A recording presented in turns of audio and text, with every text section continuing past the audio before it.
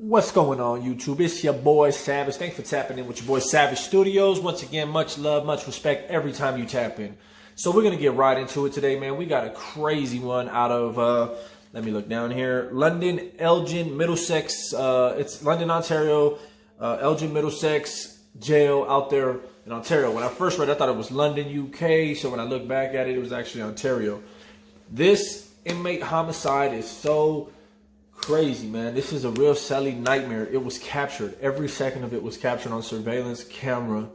You can only see into a window that's about this big, right? But it's almost like the surveillance camera is aiming right into it. And then when you zoom in, you can actually see him. If you look for the right clip, because they have a lot of different videos and YouTube doesn't show a lot of shit. People blur out a lot of things. But you can see him striking them, hitting him, at one point making him clean his own blood off the window, off the wall. He beat him all through Halloween night. Got drunk all Halloween morning, was choking him out in the day room, was choking him out in front of other inmates, was actually passed him out in the day room in front of other inmates, in front of the officers. When they came to key the door, choked him out again, he tapped. Officer must have said something along the lines of, hey, cut that shit out, quit horseplaying, whatever the case was. They should have been separated right then and there. There should not have been any chance for them to be in the cell.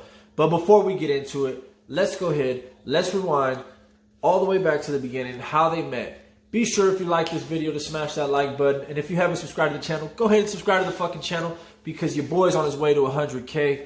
And you know what? It's much love, much respect to all you guys, especially my haters. You already know how we do it over here at Savage Studios. Let's get into it.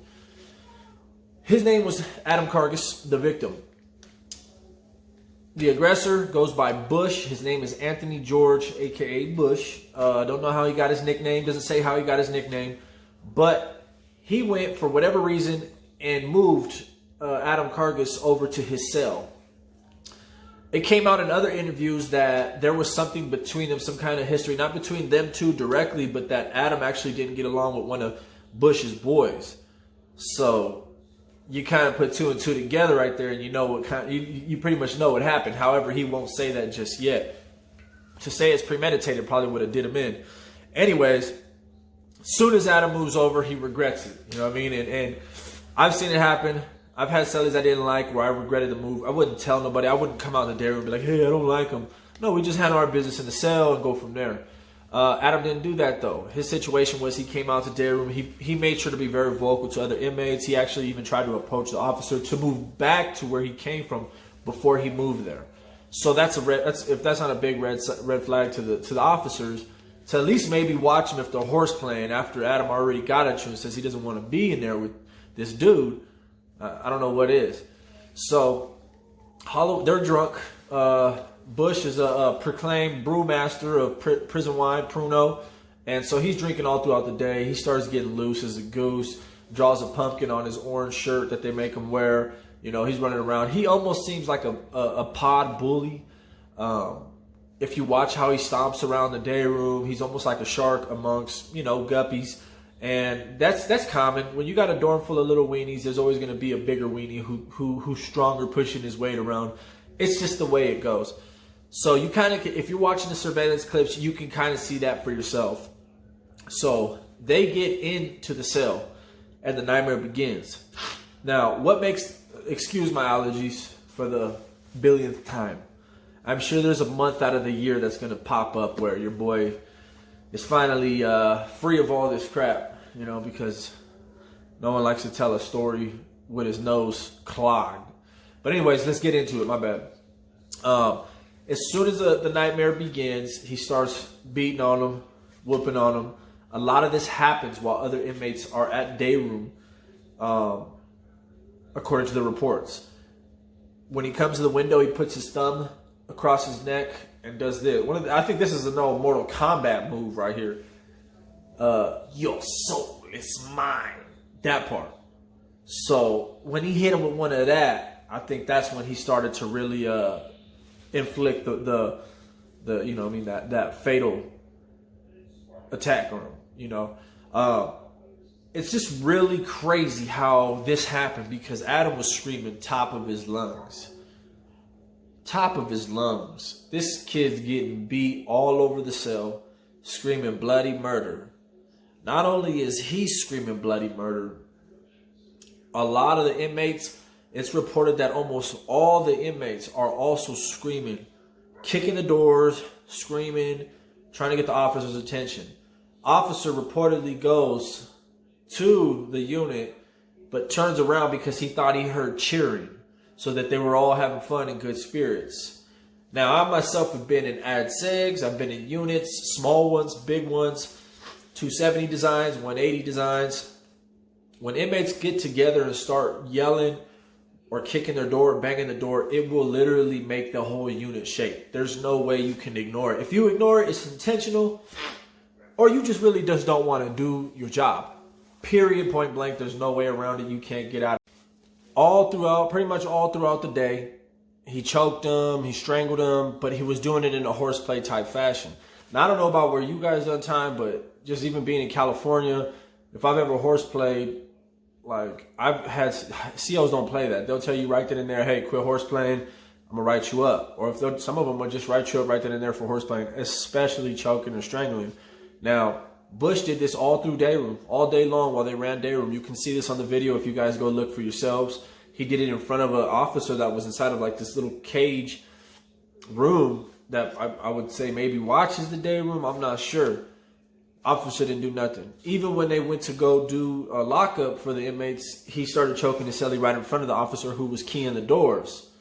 And the officer may have told him, hey, cut that shit out. So that's what he did. He let him go. So he goes on, with this crazy beating. He goes on smashing him, choking him, kicking him. All the life-threatening injuries that he sustained were all to the neck, to the head, and to the face. The coroner wasn't even able to say exactly what killed him, what it was. It was just severe, trauma to the head, blunt force trauma to the head, neck, and face. So that's how, it even shows Bush with his hand against the wall at one point for leverage, stomping him. Adam Kargis came to the window during the attack, he comes to the window and puts his hands in a prayer gesture, and he's begging.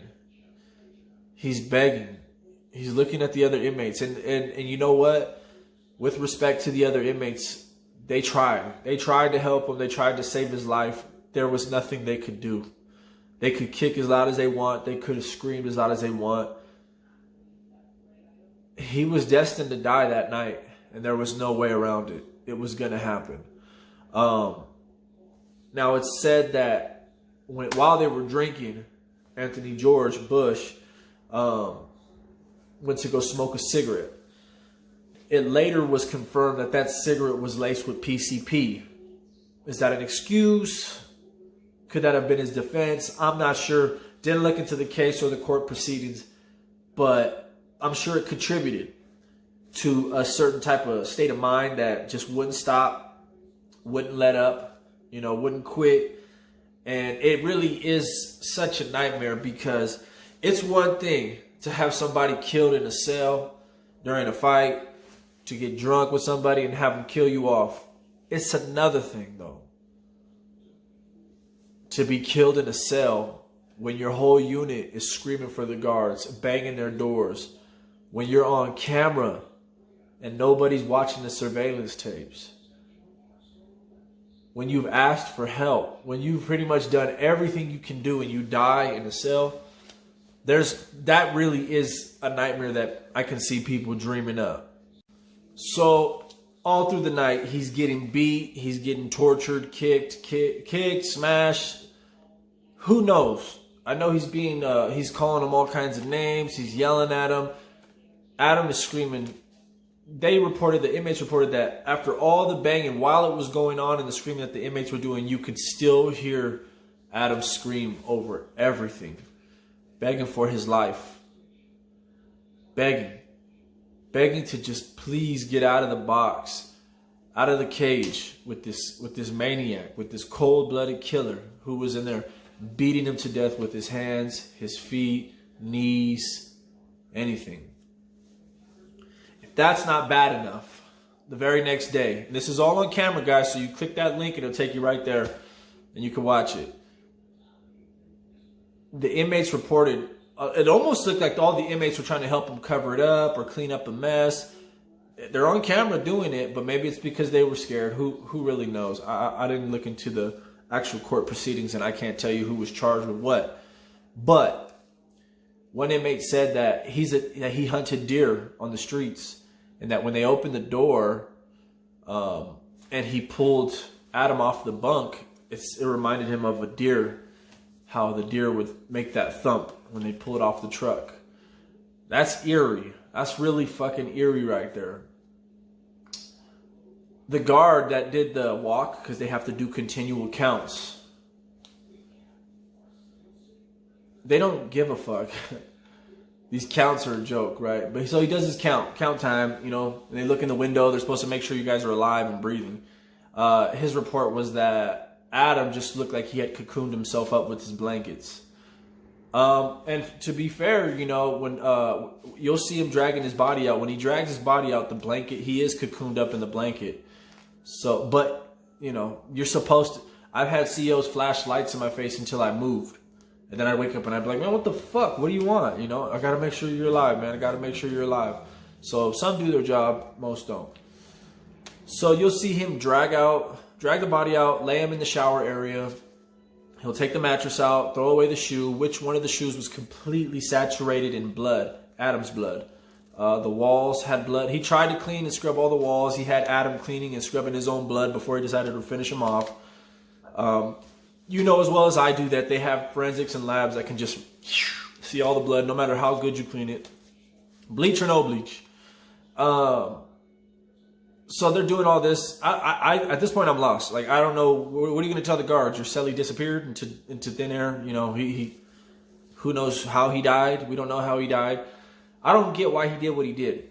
Maybe he was really hungover and just didn't want to smell him. Didn't want anything of his property, anything in the cell. Maybe he just wanted to cleanse the cell. Maybe he didn't realize what he did the night before. There's also interviews with Anthony George, with Bush himself, where he talks about why he did it, what happened that night. He's claiming, you know, he blacked out, etc. So feel free to go watch that as well so you can be more informed. So after all that, the guards come, the officers come. Obviously, they find a body at some point. This has actually happened before when I was busted in Cali. Kind of a similar situation. Nothing near me, but something had heard in a couple units over or whatever about how they tried to like hide the body somewhere else, not in the cell, somewhere far, and like not far, but like in a different part of the block. And it's like, come on, they're not stupid. It's in their office, the cards of who shares beds with who, and etc. So, anyways, they find him. They pull the body out of the shower area, and the officer who actually had to cut the blanket open. He said that he was completely unrecognizable. He had never seen anybody beaten so bad, ever.